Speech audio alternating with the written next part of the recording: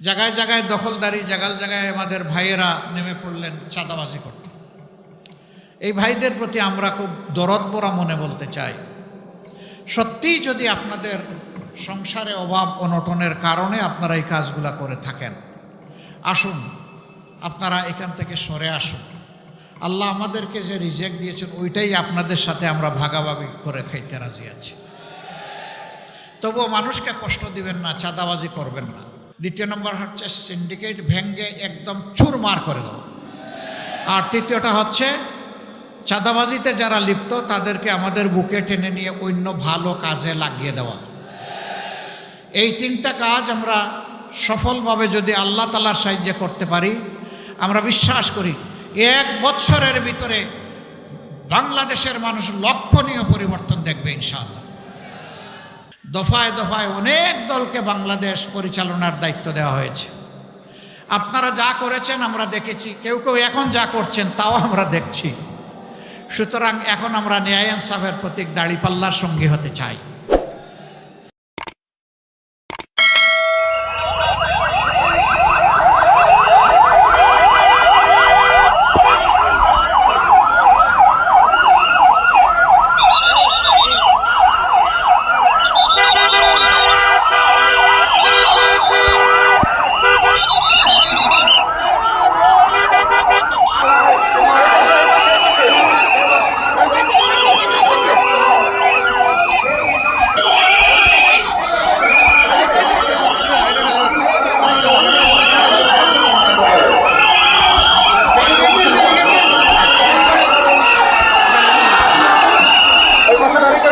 হাত ধরে রাখছি।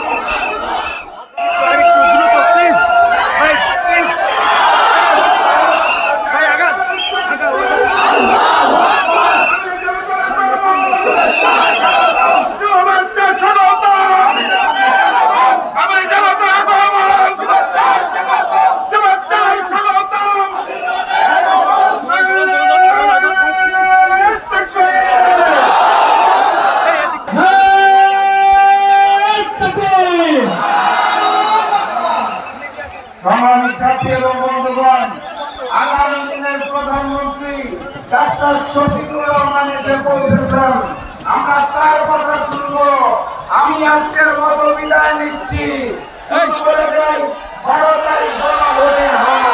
এবং দাঁড়িপাল্লায় ভোট দিয়ে আগামী দিনের প্রধানমন্ত্রী ডাক্তার শফিকুর রহমানকে কুষ্টিয়া 4 আসনে আমরা উপহার দেব ইনশাআল্লাহ। আসসালামু আলাইকুম। আসসালামু আলাইকুম ওয়া রাহমাতুল্লাহ।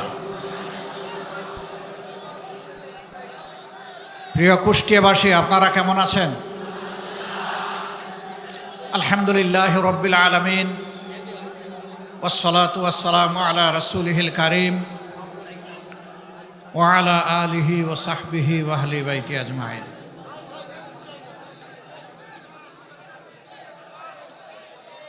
কুষ্টিয়াবাসীর কলিজার টুকরা, দেশবাসীর এক আবেগের ঠিকানা শহীদ আবরার ফাহাদ স্টেডিয়ামে আসন্ন নির্বাচন উপলক্ষে বাংলাদেশ জামাতে ইসলামী এবং 11 দলীয় নির্বাচনী ঐক্যবদ্ধ বাংলাদেশ আয়োজিত আজকের এই নির্বাচনী জনসভার সম্মানিত সভাপতি, সভা মঞ্চে বসা সকল দলের সম্মানিত নেতৃবৃন্দ, শহীদ পরিবারের সদস্যবৃন্দ, জুলাই যোদ্ধাবৃন্দ এবং আমার প্রাণপ্রিয় কুষ্টিয়ার ভাই ও বোনেরা, আল্লাহ তাবারক ওয়া তাআলার শুকরিয়া আদায় করছি। আজকে সকালের ঢাকা থেকে রওনা করে এই কুষ্টিয়ার জনসভা দিয়েই আজকের কর্মসূচি আমাদের শুরু হচ্ছে। আলহামদুলিল্লাহ, আল্লাহ তাআলার দরবারে দোয়া করি, আমরা জাতিকে নিয়ে যে স্বপ্ন দেখি, আমাদের যে ভীষণ আছে, এই মুসলিম জাতিকে একটুখানি মুক্তির স্বাদ দেওয়ার জন্য আমাদের যে লড়াই, এ বিষয়ে কিছু কথা আল্লাহ যেন আজকে আমাকে স্পষ্ট করে বলার তৌফিক দান করেন। প্রিয় কুষ্টিয়াবাসী, আমি আমার বক্তব্যের সূচনায় গভীর শ্রদ্ধার সাথে স্মরণ করছি যিনি বাংলাদেশ জামাতে ইসলামীর কুষ্টিয়া জেলাকে প্রত্যেকটি জনপদে দৌড়ে দৌড়ে নিজ হাতে সংগঠিত করেছিলেন। বিপদে আপদে আপনাদের পাশে ছিলেন, সুখেও ছিলেন, দুঃখেও ছিলেন। কুষ্টিয়া জেলার সদ্য দুনিয়া থেকে বিদায় নেওয়া আমার প্রাণপ্রিয় ভাই অধ্যাপক আবুল হাশেমকে আমি গভীর শ্রদ্ধার সাথে স্মরণ করছি। দোয়া করি আল্লাহ রাব্বুল আলামিন তাকে জান্নাতের পাখি হিসাবে কবুল করুন এবং তার কবরের সাথে রাব্বুল ইজ্জাত তার মায়ার জান্নাতের একটা জানালা খুলে দিন। যতদিন তিনি আলমে বরজকে থাকবেন আল্লাহ তাআলার একান্ত ভালোবাসার মায়ার মেহমান হিসাবেই যেন থাকেন। আমি আরও শ্রদ্ধার সাথে স্মরণ করছি অধ্যাপক ডক্টর কি জাহাঙ্গীর, উনি জানি, হ্যাঁ, আবদুল্লাহ জাহাঙ্গীর সাহেব, বিশিষ্ট আলেমে দেন। বাংলাদেশে তার মতো এরকম বিজ্ঞ আলেমের সংখ্যা খুবই কম, একেবারে হাতে গোনা, 2-4 জন। তিনি জ্ঞানের আলো, দিনের আলো ছড়িয়ে দেওয়াকেই তার জীবনের মিশন হিসাবে নিয়েছিলেন। আমরা জানি না তিনি কিভাবে দুর্ঘটনা কবলিত হলেন। এটা কি আসলেই দুর্ঘটনা নাকি কোনো ঘটনা, আল্লাহ তাআলা ভালো জানেন। আমরা তারও আত্মার মাগফিরাত কামনা করছি। তার রেখে যাওয়া শিক্ষা দ্বারা যুগ যুগ ধরে ইনশাআল্লাহ তাআলা আজিম এদেশের মানুষ, উপমহাদেশের মানুষ উপকৃত হবে।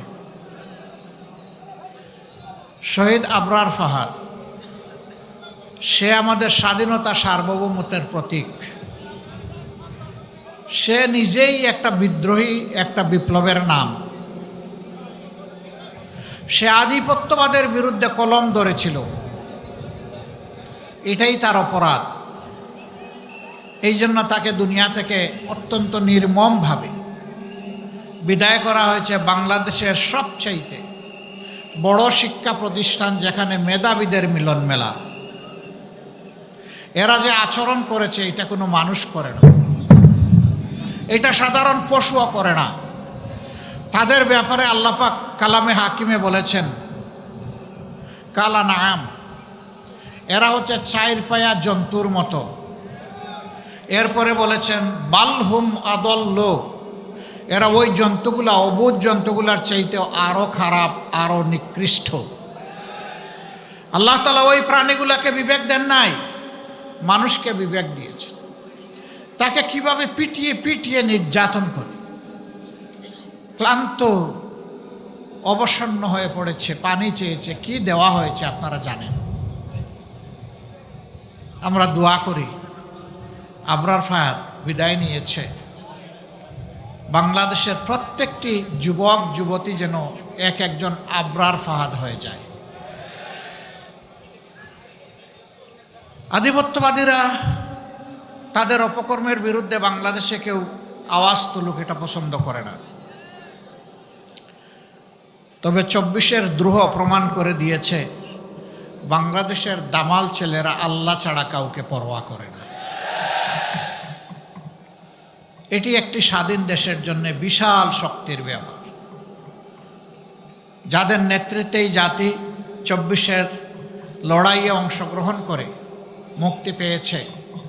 আমি 24-এর সকল যোদ্ধা, সকল শহীদের প্রতি গভীর শ্রদ্ধা নিবেদন করছি। তাদেরই একজন যে আল্লাহ ছাড়া কাউকে কোনো বিষয় পরোয়া করত না, তাকে অত্যন্ত নির্মমভাবে ডিসেম্বরের 12 তারিখ স্পষ্ট দিবালুকে জুমার পর সে তার কার্যালয়ে যাচ্ছিল অথবা এলাকায় যাচ্ছিল, সঙ্গে তার আপন ভাই, ঠান্ডা মাথায় গুলি করে তাকে দুনিয়া থেকে বিদায় করে দেওয়া হয়েছে। হ্যাঁ, এক ফাহাদকে বিদায় করেছ, এক আবরারকে বিদায় করেছ, এক আবু সাইদকে বিদায় করেছ, কিন্তু মনে রাখবা এক একটা বিপ্লবী হাজার নয়, লক্ষ নয়, কোটি বিপ্লবীর দুনিয়ায় জন্ম দিয়ে তারা বিদায় নিয়েছে। আজ আমি এখানে দাঁড়িয়েছি আমার ওই মায়ের পক্ষে কথা বলতে, যে মা তার সন্তান হারিয়েছেন, অত্যন্ত নির্মমভাবে সন্তানকে খুন করা হয়েছে। এই মায়েদের দুয়ারে আমি হাজির হওয়ার চেষ্টা করেছি, সব জায়গায় যেতে পারি নাই, বেশিরভাগ জায়গায় যাওয়ার চেষ্টা করেছি। আমি মায়েদের মুখে চোখের পানি দেখি নাই, আমি তাদের চোখের কোনায় আমি রক্ত দেখেছি, তার সন্তানের রক্ত। এটি চোখের পানি ছিল না, এটা ছিল সন্তানের রক্ত। ওই সমস্ত বোনদেরও চোখের কোণে আমি পানি দেখেছি যারা অল্প বয়সে স্বামীকে হারিয়েছে, জালিম তাদের বুক থেকে কেড়ে নিয়েছে। অবশ শিশুদের যখন কুলে নিয়েছি, আমরাও শিশুদের সাথে একসাথে কান্নায় ভেঙে পড়েছি। ওদেরকে কি দিয়ে সান্ত্বনা দেব?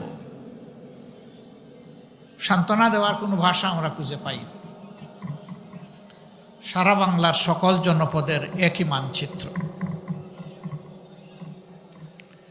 অসংখ্য মায়ের বুক থেকে, বোনের বুক থেকে,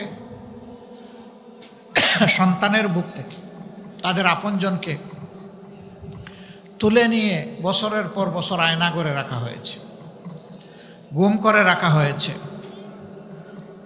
বেশিরভাগকে আলহামদুলিল্লাহ আমরা ফেরত পেয়েছি, হয় জীবিত অথবা লাশ হিসাবে।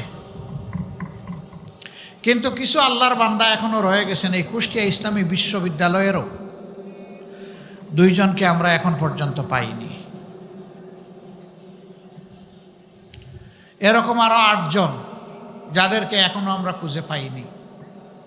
আমরা যখন তাদের প্রিয়জন আপনজনের সাথে মিলিত হই, তখন তারা বলেন, ও কি বেঁচে আছে? যদি বেঁচে থাকে তাহলে কোথায়? আমার বুকের দন আমার বুকে ফিরে আসবে কি? আর যদি বেঁচে না থাকে, আমার সন্তানের কবরটা কোথায়? তাকে না পাই, অন্তত কবরের মাটিটা ছুঁইতে চাই। এই লোকগুলো সবচেয়ে বড় মজলুম। তারা জানে না আপনজন লোকটি বেঁচে আছেন অথবা নেই। হে মহান আল্লাহ, তুমি তো সামিউন বাসির, তুমি তো আলা কুল্লি শাইইন কাদির। এই লোকগুলাকে তোমার হাওয়ালা করলাম। এই যত পরিবারের কথা বললাম, তুমি নিজেই তাদের অভিভাবক হয়ে আল্লাহ তুমি তাদের নিরাপত্তার ব্যবস্থা করো। তারা যেন দুনিয়ায় সম্মানের সাথে বসবাস করতে পারে। প্রিয় বন্ধুগণ, আপনারা জানেন দল হিসাবে আমরা কতটা মজলুম ছিলাম। আমাদের ভাই বোনদেরকে স্বস্তিতে এক জায়গায় স্থির থাকতে দেওয়া হয়নি।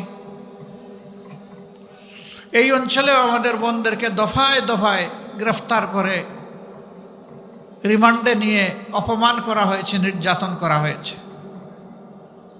ও আমার মা বোনেরা, আপনারা মন খারাপ করবেন না।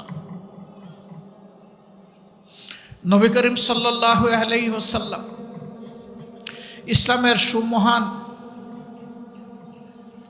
নিয়ামত নিয়ে যখন মানুষের কাছে দাওয়াত নিয়ে পৌঁছলেন, মক্কায় অসহায় সাধারণ মানুষগুলোই প্রথমে তাকে কবুল করেছিল। তিনি যখন গুহা থেকে নেমে সমতলে আসলেন, তখন আমাদের আম্মাজান খাদিজাতুল কুবরা রাদিয়াল্লাহু তাআলা আনহা সর্বপ্রথম ঈমান কবুল করেছিল। কাজেই নবী করিম সাল্লাল্লাহু আলাইহি সাল্লামের জবানি থেকে যিনি ঈমান কবুল করেছিলেন, আপনারা ওনার উত্তরসূরি, আপনারা সম্মানিত, আপনারা গর্বিত। ইসলাম কবুল করার পরে মক্কার লোকেরা তিলে তিলে কষ্ট দিয়ে যাদেরকে খুন করেছে, আহত করেছে, গোলাম বানিয়ে রেখেছে, তাদের মধ্যেও সর্বপ্রথম যিনি রক্ত দিয়েছেন, জীবন দিয়েছেন, শহীদ হয়েছেন, তিনি একজন মা, আমাদের আম্মাজান হযরতে সুমাইয়া রাদিয়াল্লাহু তাআলা আনহা। ওহুদের কঠিন ময়দানে নবী করিম সাল্লাল্লাহু আলাইহি ওয়াসাল্লামকে ঢাল হয়ে যে মা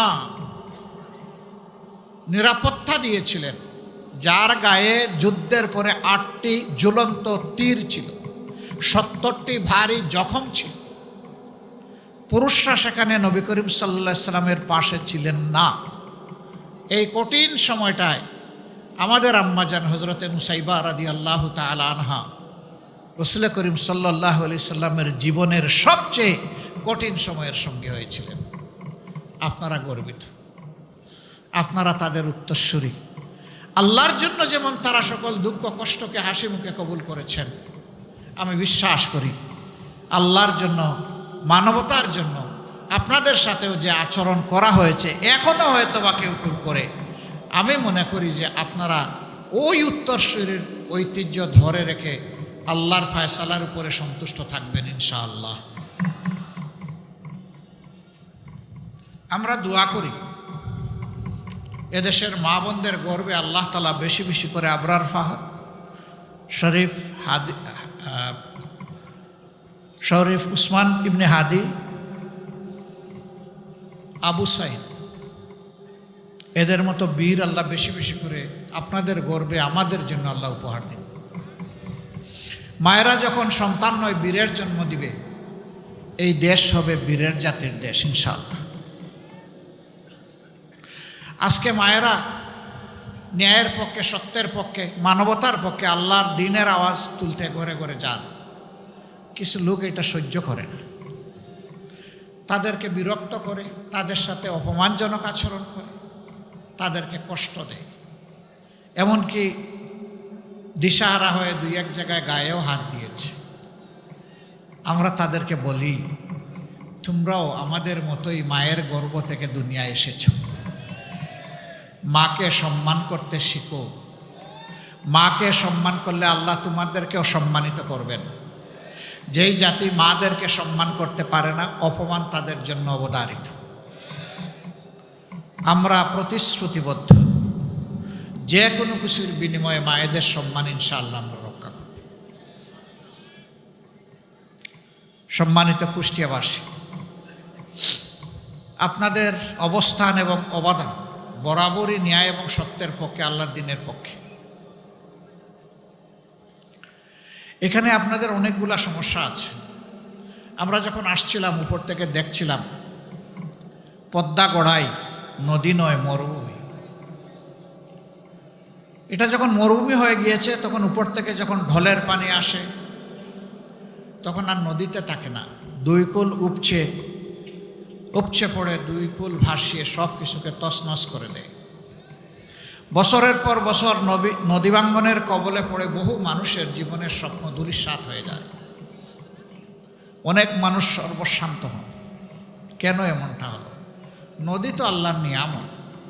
বিশ্বের যেখানে গিয়েছি নদীগুলার কত যত্ন নেয় তারা, কুলের সন্তানের মতো যত্ন নেয়।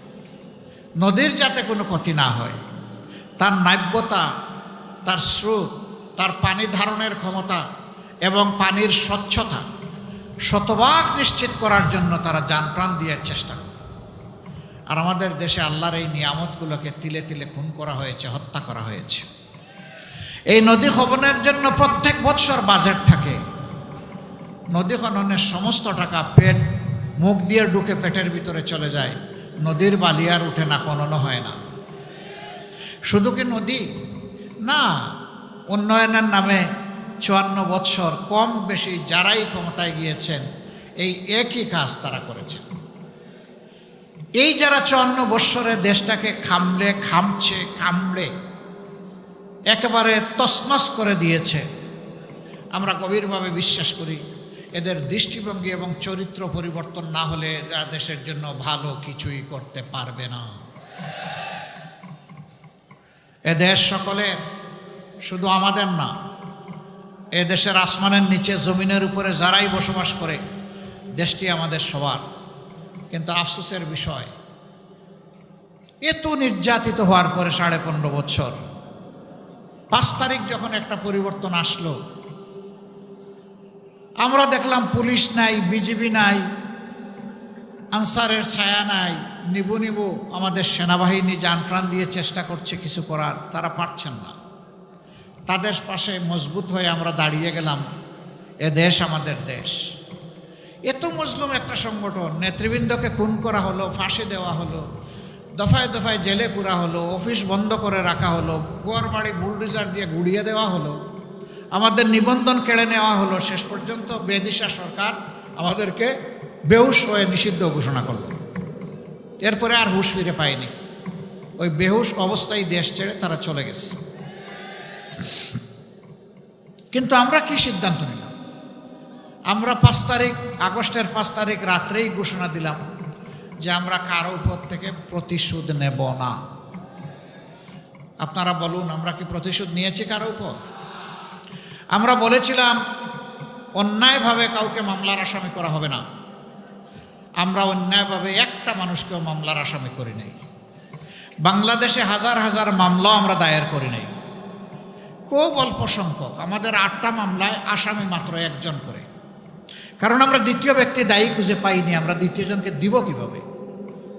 কিন্তু সে জায়গায় কেউ কেউ মামলা করেছেন মনের সমস্ত মাধুরী মিশিয়ে, শত শত মানুষকে মামলার আসামি করেছে। সেই আসামিতে জনগণও আছে, আইন শৃঙ্খলা রক্ষাকারী বাহিনীর সদস্যরা আছে, এবং সার্বিক সিভিল প্রশাসনের লোকেরাও আছে। কি আশ্চর্য কারবার! আবার তাদের সাথে এরপরেই ডায়ালগ শুরু করে কয় নাম অবশ্য এসে গেছে, এখন তো কাটতে হলে কিছু মালপানি দেওয়া লাগবে। এই তো শুরু হয়ে গেল মামলা বাণিজ্য। জায়গায় জায়গায় দখলদারি, জায়গায় জায়গায় আমাদের ভাইয়েরা নেমে পড়লেন চাঁদাবাজি করতে। এই ভাইদের প্রতি আমরা খুব দরদ ভরা মনে বলতে চাই, সত্যিই যদি আপনাদের সংসারে অভাব অনটনের কারণে আপনারা এই কাজগুলা করে থাকেন, আসুন আপনারা এখান থেকে সরে আসুন। আল্লাহ আমাদেরকে যে রিজিক দিয়েছেন ওইটাই আপনাদের সাথে আমরা ভাগাভাগি করে খাইতে রাজি আছি। তবুও মানুষকে কষ্ট দিবেন না, চাঁদাবাজি করবেন না। এখানে কুষ্টিয়া জেলায় 60টার মতো চাল কল আছে, রাইস মিল। ট্রাকগুলো এখান থেকে চাল বোঝাই করে রাজধানী এবং দেশের বিভিন্ন গন্তব্যে যায়। এখানে প্রতিটি ট্রাক থেকে বেসরকারি খাজনা আদায় করা হয়। চাঁদা বললে মানুষ একটু লজ্জা পায়, তো এই জন্য বললাম বেসরকারি খাজনা, এবং রেটও ভালো, প্রতি ট্রাকে 5,000। ট্রাকের মালিকরা অতিষ্ঠ, ব্যবসায়ীরা অতিষ্ঠ, চালকল মালিক যারা তারা অতিষ্ঠ। এরপরে আবার বিভিন্ন স্ট্যান্ড দখলের ব্যাপার আছে। আমি অবশ্য ওই স্ট্যান্ডের নাম নেই না, ওইটা নিলেও মানুষ মন খারাপ করে, একদল মানুষ। আপনারা জানেন ওই সমস্ত স্ট্যান্ডের নাম দাম, তাই না? আমরা সবাইকে বলি সরে আসো, ওখান থেকে সরে আসো। আমরা কথা দিচ্ছি, এমন এক বাংলাদেশ আমরা গড়তে চাচ্ছি, আল্লাহর পর ভরসা করে, মহান আল্লাহর পর ভরসা করে গড়তে যাচ্ছি, যেই বাংলাদেশে প্রত্যেকটি সক্ষম পুরুষ এবং নারীর হাতে মর্যাদার কাজ আমরা তুলে দেব ইনশাআল্লাহ।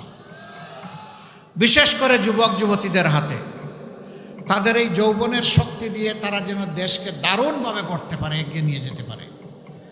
এবং তোমাদের হাতেও আমরা কাজ তুলে দেব, যারা এই সমস্ত কর্মকাণ্ডে লিপ্ত আছো। সেদিন সম্মানের সাথে তোমরা বসবাস করবা। এখন তো তোমরা অপমানজনকভাবে এই সমাজে বসবাস করো। মানুষ তোমাদেরকে ঘৃণা করে, মানুষ তোমাদেরকে অভিশাপ দেয়। সেই ঘৃণা এবং অভিশাপ থেকে ভাইয়েরা তোমরা সেদিন মুক্তি পেয়ে যাবা।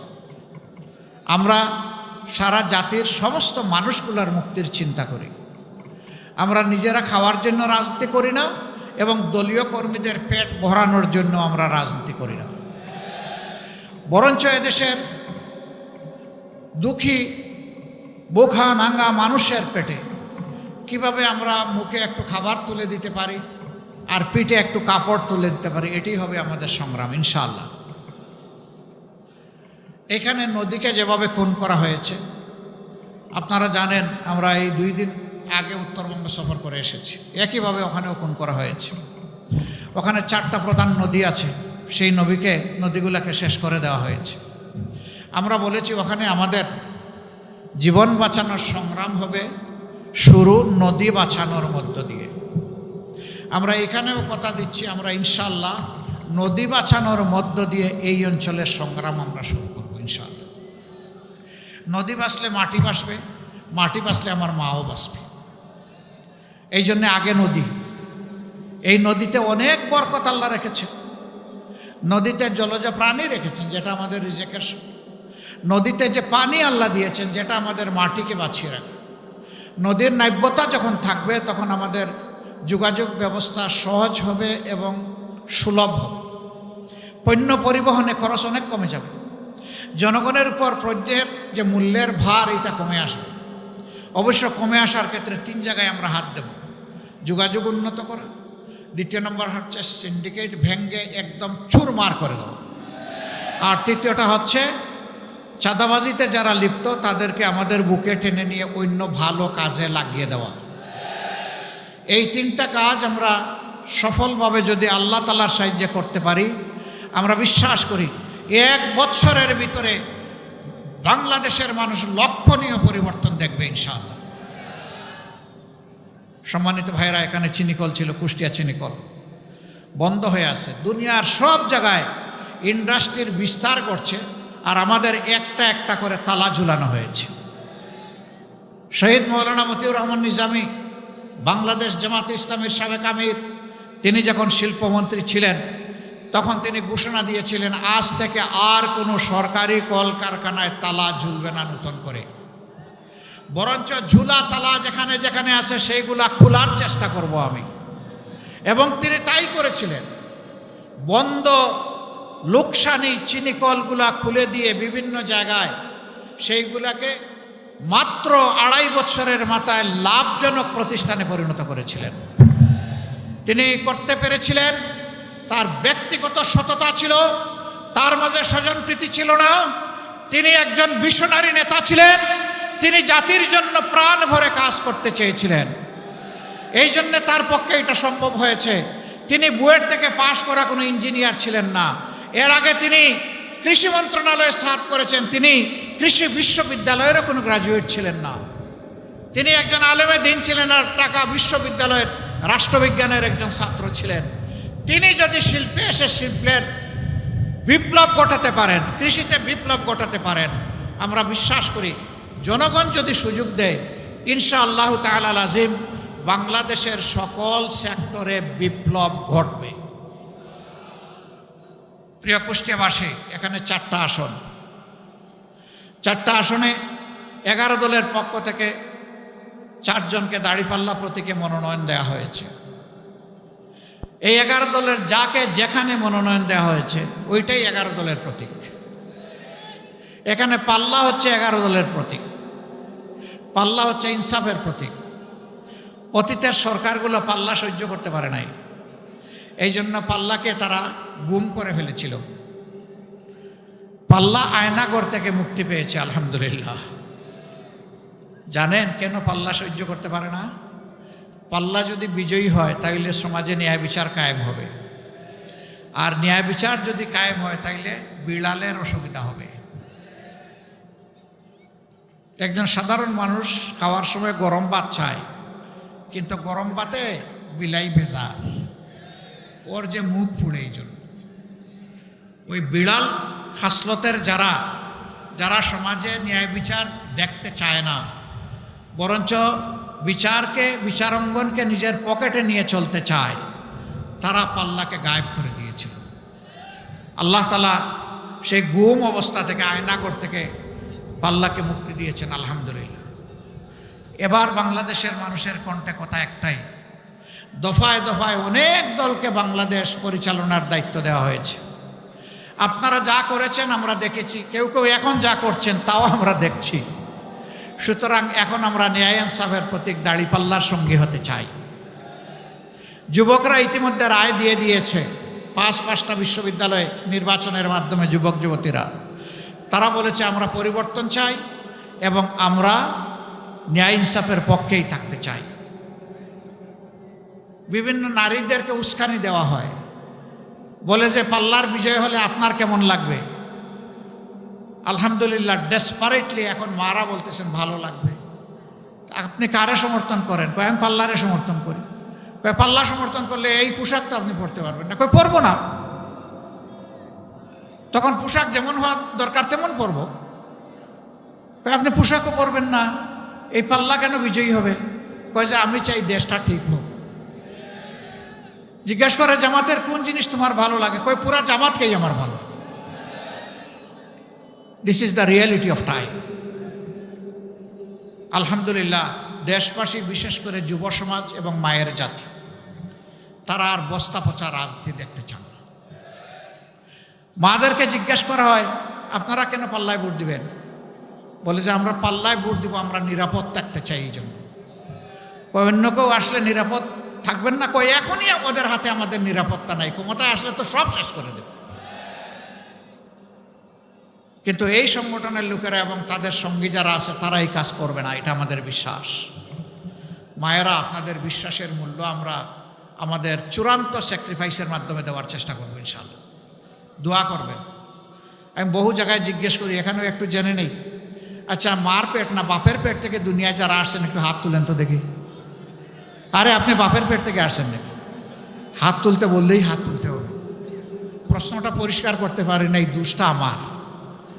বাপের পেট থেকে কেউ জন্ম নিয়েছেন দুনিয়ায়? না। কার পেটে? 285 দিন কার পেটে? মায়ের পেটে।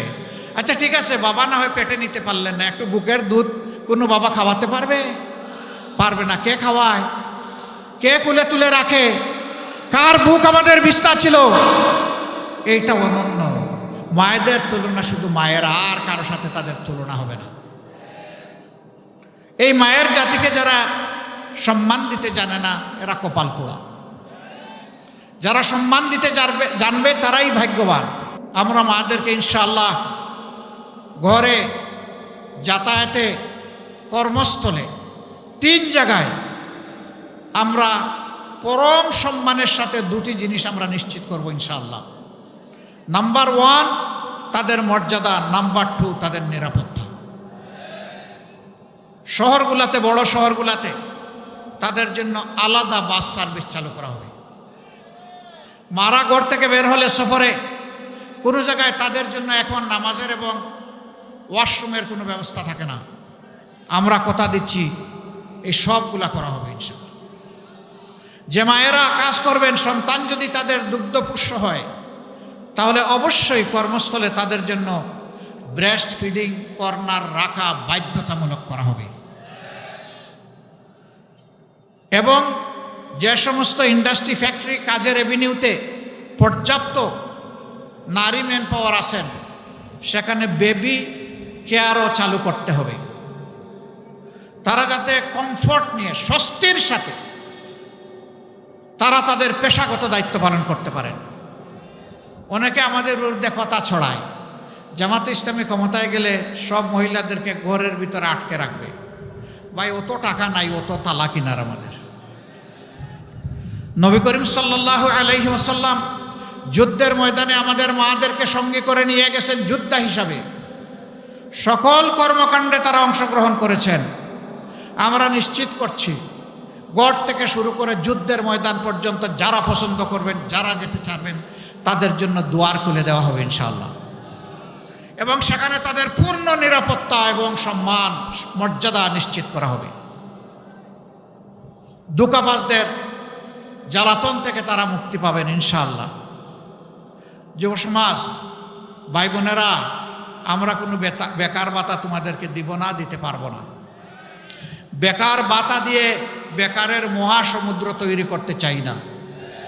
বরঞ্চ প্রত্যেকটা যুবক যুবতীর হাতে সম্মানের, মর্যাদার উপযুক্ত কাজ তুলে দিতে চায়, যাতে গর্বের সাথে তারা বলতে পারে আমি একজন গর্বিত বাংলাদেশী, আমি আমার যোগ্যতা দিয়ে আমার দেশকে আমি সেবা করি। এই কথা যেন তারা বলতে চায়, বলতে পারে। ইনশাআল্লাহ সেই পরিস্থিতি সৃষ্টি করা হবে। আমাদের শিক্ষা হবে কর্মমুখী এবং আমাদের শিক্ষা হবে মানবিক শিক্ষা। মানুষকে যাতে সবাই ধারণ করে এবং সম্মান করে, সেই শিক্ষা আমরা দেব। কঠিন রোদে কষ্ট হচ্ছে, আমি আর কথা বাড়াচ্ছি না। এবার যে 4জন ব্যক্তিকে আগামী স্বপ্নের বাংলাদেশ গড়ার জন্য আমরা এখানে মহান আল্লাহর উপর ভরসা করে প্রতিনিধি হিসাবে দিয়েছি, সংসদ সদস্য প্রার্থী হিসাবে দিয়েছি। আমি এখন এক এক করে তাদের হাতে পাল্লা তুলে দেব, ইনসাফের প্রতীক দাঁড়িপাল্লা, ইনশাআল্লাহ। আপনারা এগিয়ে আসুন ভাইয়েরা। প্রথমে 1 নম্বর আসনের যিনি, তিনি আসেন। ও, সর্বপ্রথম আমারে দিবে? এইটা স্বার্থপরতা হলো না? আমি দিতে আসলাম, এখন পাল্টা নিয়ে গেলাম। আচ্ছা, ঠিক আছে। কুষ্টিয়া জেলার পক্ষ থেকে আমাকে সম্মানিত করা হয়েছে ইনসাফের প্রতীক দাঁড়িপাল্লা দিয়ে। দোয়া করবেন আমার পুরাটা জীবন ভরে আমি যেন ইনসাফের উপর নিজে থাকতে পারি এবং আমি যেন দেশের খেদমতটাও সেইভাবে ইনসাফের উপর দাঁড়িয়ে করতে পারি। জি, শুক্রিয়া আপনাদের। এরপরে 1 নম্বর আসন আসেন। 1 নম্বর আসনের প্রার্থী যিনি, তিনি আসেন। আলহামদুলিল্লাহ। আমরা 1 নম্বর আসন, এটা কোন এলাকা নিয়ে জানি? দৌলতপুর। দৌলতপুর এবং দৌলতপুরের সাথে আর কোনটা নাই? একটাই। আলহামদুলিল্লাহ। এখানে বিশিষ্ট আলেমের দিন অধ্যক্ষ মৌলানা বেলাল উদ্দিন, ওনার হাতে আমরা ইনসাফের প্রতীক দাঁড়িপাল্লা তুলে দিলাম। আপনি ধরেন, শক্ত করে ধরেন, উঁচু করে ধরেন। আমরা ইনশাআল্লাহ ন্যায় বিচারকে সমাজে প্রতিষ্ঠিত করব। ইনশাআল্লাহ বিচার সকলের জন্য সমান হবে। যা প্রেসিডেন্টের জন্য হবে, তা একজন শ্রমিক বন্ধুর জন্য হবে, রাস্তার একজন ভিক্ষুক ভাই কিংবা বোনের জন্য সে একই বিচার হবে ইনশাআল্লাহ। আপনারা দাঁড়িপাল্লার সাথে থাকবেন তো? ঘরে ঘরে আওয়াজ এবং সালাম পৌঁছে দেবেন তো? ভাই বোনদেরকে সাথে নিয়ে 12 তারিখ কেন্দ্রে যাবেন তো? বিজয় নিশ্চিত করে তারপরে ঘরে ফিরবেন এবং শান্তিতে ঘুমাবেন, তাই না? না, ঘুমানো যাবে না। ঘরে ফেরার পথে ভালো করে উজু করে 2 রাকাত নামাজ, 4টা সেজদা, চোখের পানি দিয়ে বলবেন, আল্লাহ রাব্বুল আলামিন তোমার শুকরিয়া আদায় করি, হামদান কাসীরান তাইয়িবান মুবারাকান ফিহি।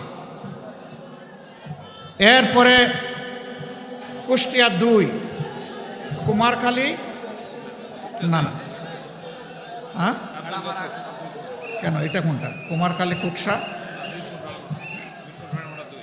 আচ্ছা। মিরপুর ভেড়ামারা হচ্ছে 2। জনাব আব্দুল গফুর সাহেব, তাকে আপনারা সবাই চিনেন, সাবেক উপজেলা চেয়ারম্যান, এবং তিনি হচ্ছেন এখন আমাদের ভাই অধ্যাপক আবুল হাশিমের যে জোয়ালটা দায়িত্বের বোঝাটা ঘাড়ে ছিল, এখন তার ঘাড়ে। আপনারা দোয়া করবেন তার জন্য এবং ইনশাআল্লাহ বিজয় ছিনিয়ে আনবেন ইনশাআল্লাহ। তারপরে কুষ্টিয়া 3, এটা কুষ্টিয়া সদর, যাকে নিয়ে মাঝে মাঝে সারা জাতি খুব হইচই করে। ধরো সারছো কেন? যারকে নিয়ে খুব হইচই করে, তাই না? আলহামদুলিল্লাহ, তার জন্য দোয়া করবেন। সে যেন ধৈর্যের সাথে সব কিছু মোকাবেলা করে এক আল্লাহর উপর মুতাওয়াক্কিল হয়ে নির্বাচনী এই লড়াই অব্যাহত রাখতে পারে। মহান প্রভুর দরবারে দোয়া করি আপনাদের এই প্রিয় মানুষ, বিশিষ্ট মুফাসসিরে কোরআন মুফতি আমির হামজাকে আল্লাহ যেন সম্মানিত করেন, বিজয়ী করে জাতীয় সংসদে গিয়ে দিনের পক্ষে উচ্চ কণ্ঠে আল্লাহ যেন কথা বলার তৌফিক দান করেন। তারও বিজয় ছিনিয়ে ইনশাল্লাহ 12 তারিখ আপনারা ঘরে ফিরবেন। তারপরে কুষ্টিয়া 4, কুমারখালী খুকসা, এখানে জনাব আফজাল হোসেন, আলহামদুলিল্লাহ, উনি নির্বাচিত উপজেলা ভাইস চেয়ারম্যান থাকাকালীন অবস্থায় নিবেদিত প্রাণ সমাজসেবক হিসাবে কাজ করেছেন, যার সাক্ষী সেই এলাকার মানুষ। আমরা আশা করি ইনশাআল্লাহ ওই এলাকার মানুষ এবার আল্লাহর মেহেরবানিতে ন্যায়ের পক্ষ নিয়ে বিপুল ভোটে দাঁড়িপাল্লাকে বিজয়ী করবে ইনশাআল্লাহ। তারপরে কুষ্টিয়া 5, আর নাই 4টা, 5 নম্বরটা ঢাকা ইনশাআল্লাহ। আল্লাহ হাফেজ। বাংলাদেশ জিন্দাবাদ। 11 দলীয় নির্বাচনী ঐক্য জিন্দাবাদ। বাংলাদেশ জামাতে ইসলামী জিন্দাবাদ। আসসালামু আলাইকুম ওয়া রাহমাতুল্লাহি ওয়া বারাকাতুহু।